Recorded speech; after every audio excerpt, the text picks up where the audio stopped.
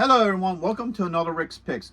I'm with my good buddy Billy Bohab. What's going on? And today we're going to be having a discussion about the new Netflix series One Piece, the live action.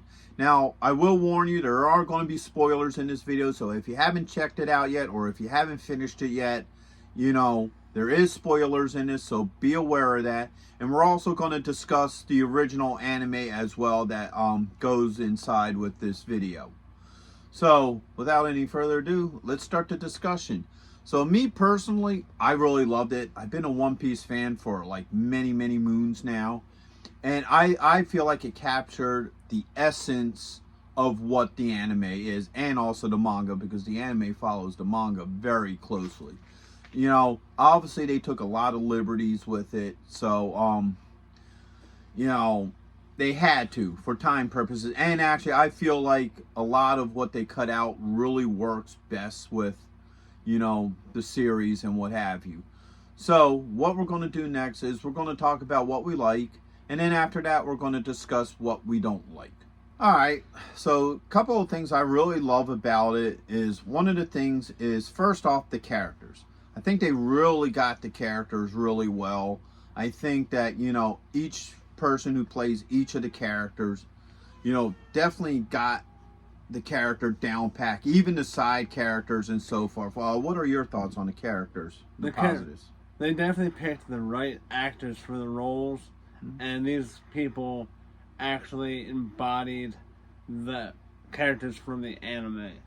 Yeah, I mean, even like I said, the side characters, like Zeph, the guy who played him was really good. I really like how he did the character. Buggy is amazing. That demeanor and just the way he carries himself on screen. And even some of the characters that don't have talking roles, where you just see who they are. I mean, in the original, they cut a lot from the original anime. There's a whole lot of side quests and side characters, but some of the side characters they throw in a little bit here, a little bit there. They're in the background, so technically they're there. They're just not as important as they were in the original. But I can see why they did this, because they would have had these, episodes as long as drawn out as the original anime. I don't think it would have worked with a live action. What do you think? No, and that's what makes it fit, because it's not so drawn out. It's like a normal TV show, and it doesn't drag on. Yeah, because I mean, like with an anime, yeah, you can drag it out with that, have all your little side quests and this and that, and it all works. Or something like this, usually live action, you kind of get a little bit more to the point and more story driven instead of some of the sides. I really like the factor that they really kept to, the source material. But then again, Oda was part of it, and apparently from what I was hear and read, that nothing could go past him. Like, if he didn't like it, it didn't happen. So that's great that creator gets that involved, and this is what you get when the creator gets involved like that. What do you think? Yeah, and I like how he was not letting them take super liberty with his property. Yeah. And the other thing I will say, speaking about why we're talking about Netflix and what have you, the one thing I really do like about this is these people were the guys who did the live action of Cowboy Bebop. And a lot of us did not like that at all. They took way too many liberties. They kind of did a little bit too much virtual signaling. There was a lot of problems with that. And which is really nice is they took a look at that and said, yo, we messed this up. This one we're going to do right. And they did. They listened to the fans. They did this right. And, it shows. I think it's like right now one of the top 10 series out there.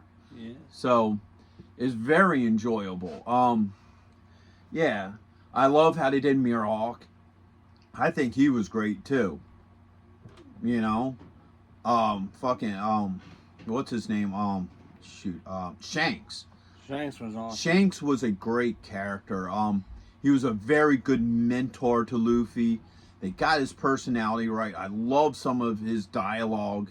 I love the part where like Luffy cuts himself under the eye, meaning to cut his eye out, and Shanks is like, "Yo, you didn't earn that.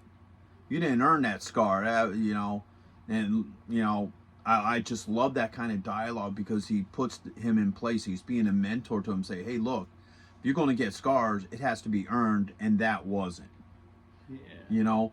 And another part that I think they did really good was the whole thing with Nami when they finally get to her island. I forget the name of her island.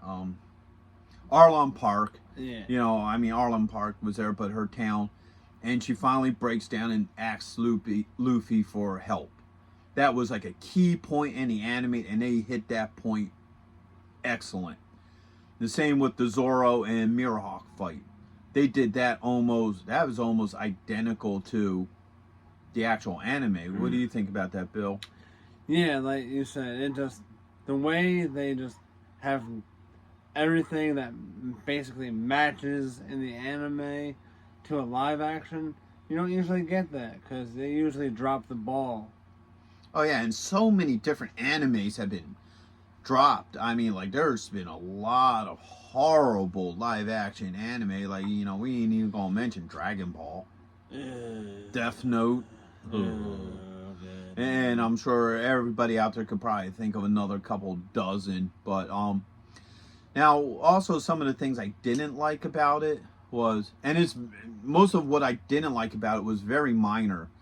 And some of it was I would have liked to have seen some of the side characters in it, like when they're doing the whole storyline with Usopp. I would have liked to have seen Django in it. Yeah. You know, I think the Django storyline made a little bit more sense than the one that they went with. Because in the anime, the whole plot was that he was going to get Django, who's a hypnotist, to hypnotize the girl, and I forget her name right now. I apologize. Into signing over all her stuff to the head of the cat pirates. Kuma is his name? I think it's Kuma. Yeah. So, Koro, that's his name, yeah. There's so many different names, I keep on forgetting them. But yeah, so I would have like in the live action version, you know, they kind of cut out Django's character and they just said, hey, look, he's just waiting for her to become of age and he's going to kill her and he gets everything. So I like the hypnotism part of that better.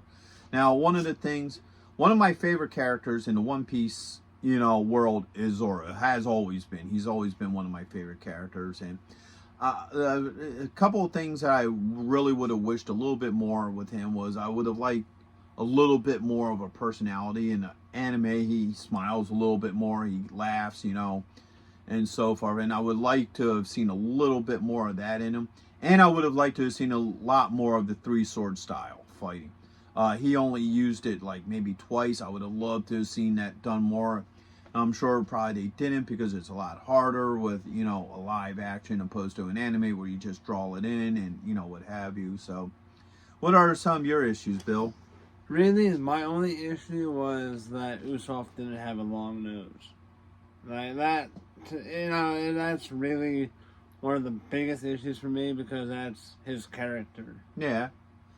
I also would have liked to seen the fight between Luffy and Arlong, you know, last a little bit longer. I think they should have really played that fight out. I mean, in the anime, it was a big fight. I mean, you know, Luffy almost got his rear handed to him in that fight. And I would have liked to have seen that fight go a little bit longer because it was the end fight of the series. And because it's the end fight, you think you would have made it just a little bit longer, put a lot more into it, you know, what have you. And that's just my thought. I would have loved to have seen, like, the shark hands. Like, in the anime, Arlong has, like, shark mouth hands, and, you know, that he bit Luffy with and stuff like that. And I would have liked to have seen a little bit more of that. Some of the makeup for what it was, I think was really good. I know a lot of people were complaining about the Sharkman look, but I'm sure they probably didn't have the biggest budget in the world, so they probably made do with what they had. You know, what do you think about some of the makeup work? I liked it. I mean, how are you going to make a human look like a shark in a live action series without any real modifications? Yeah, and some of the other probably, and once again, most of my problems with this are minor. Yeah, where he showed up, you know, on the pirate ship with Kobe, like it was all done at night. You know, most of One Piece was done during the day. I think that would have looked a little bit nicer to do during the day. especially seeing how it was the first introduction to, you know, Luffy's abilities, you know, his stretchiness because of the gum fruit. So I think that would have been a lot better served during the day. You know, I think it would have made the scene look a little bit better. The same with the Nami scene where you know, he finally puts the hat on her and she says, you know, ask for help. I think I would have liked that during the day, but that one kind of worked a little bit better because of the factor that, you know, it showed her town on fire in the background, and, you know, a town on fire in the background, it looks better in at night than during the day because, you know, it shows off the flames a little bit more. But overall, like I said, it's a great series. I'm having fun. I'm looking forward to a second series, you know, because they're obviously in the works with it. Oda already announced that they're going to be introducing Choppa in it, so, you know, that's going to be fun. So that's most of my thoughts on it. What about you, Bill? Yeah, like you said, it's just a great series, and even if you're seriously not a One Piece fan, you are gonna love this, because one of my best friends, not a One Piece fan, and he watched it and he's like, "Yo, bro, this is awesome." Well, that's because it's a character-driven story. You know, it isn't people going looking for a MacGuffin, even though they are going to the, you know, the Grand Line for the One Piece, but, you know, it's still, you're more focused on the characters than anything else. And that's what makes it fun. That's what makes the journey great. You find out all these, like, each character has a tragic backstory. Every single member of the Straw Hat Pirates actually has a, you know, tragic backstory, from the characters that we know now to the future members of the Straw Hats. All have really tragic. I mean, Robin's was horrible too. Yeah. Yeah. You know, Nami had a really bad one. You know, what Arlong did, like forcing her to make maps and stuff so she can, you know, keep her, you know, fellows, townspeople alive. And, you know, she was hoping to buy back their freedom, and he just, you know, did a shady, yeah, he does that shady deal with that Marine. So, yeah, you know, I highly recommend this series for you. Whether you're an anime fan, whether you're a One Piece fan, or you're just looking for a fun action adventure show, you know, I would highly recommend this to, you know, anybody interested in watching it. Speaking about watching things, if you did like this video, go ahead and hit that thumbs up, share, and subscribe. They're small clicks for you, but it really helped this channel grow. So, into the next one. Late.